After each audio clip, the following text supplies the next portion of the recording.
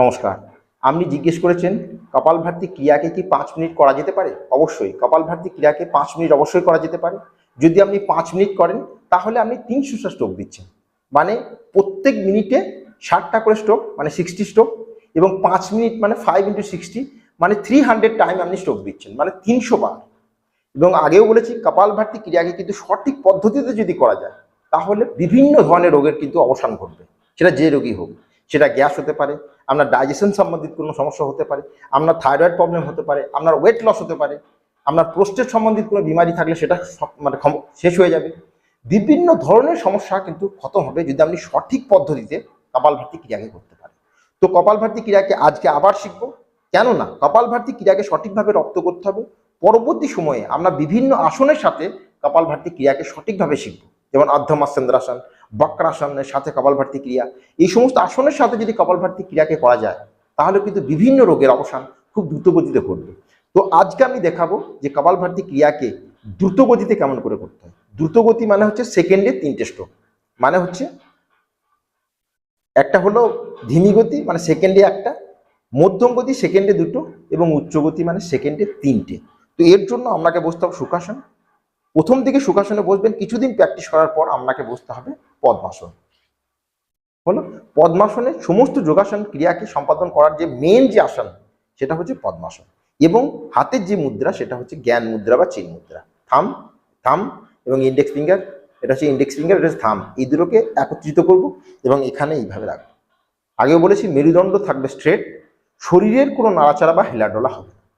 শ্বাসকে inhaling নয়, শ্বাসকে ছাড়া আর পেটকে ভেতরে নেওয়া, এই দুটো কিন্তু একই সাথে হবে।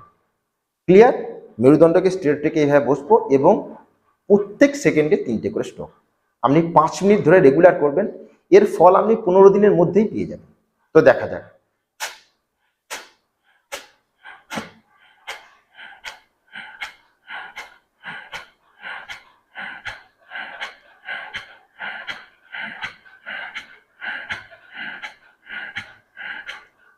আমরা যদি ঘড়ি দেখতে অসুবিধা হয় আপনি গিনতে থাকবেন মনের মধ্যে, বোঝা গেছে? আর একটা জিনিস, আপনি স্ট্রেট ভাবে বসবেন, মানে শুধু পেটটা ভেতরের দিকে ধাক্কা দিয়ে ভেতরে নিয়ে যেতে হবে আর শ্বাসটাকে ছাড়তে হবে। ইনহেলিং মানে ভেতরে শ্বাস নেওয়াটা কিন্তু অটোমেটিক হতে থাকবে।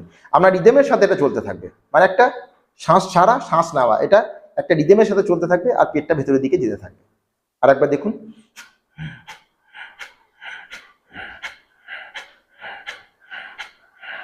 শরীরের মধ্যে কোনো এরকম নাড়াচাড়া, গর্দানের কোনো নাড়াচাড়া বা আমরা যে শোল্ডারের কোনো নাড়াচাড়া কিন্তু হবে না, শুধু পেটের নাড়াচাড়া, মানে পেটটা ভেতরের দিকে ফোর্সফুলি ধাক্কা যাবে এবং শ্বাসটা ছাড়া হবে, বাকি ইনহেলিং অটোমেটিক।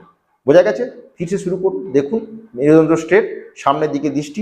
আপনার ইচ্ছা হলে আপনি চোখকে, মানে আপনার যে দৃষ্টি সেটা বন্ধ করে রাখতে পারেন, মানে ফোকাসটাকে সম্পূর্ণ শ্বাসের দিকে রাখার জন্য আপনি চোখ বন্ধ করেও প্র্যাকটিস করতে পারেন। তো দেখা যাক।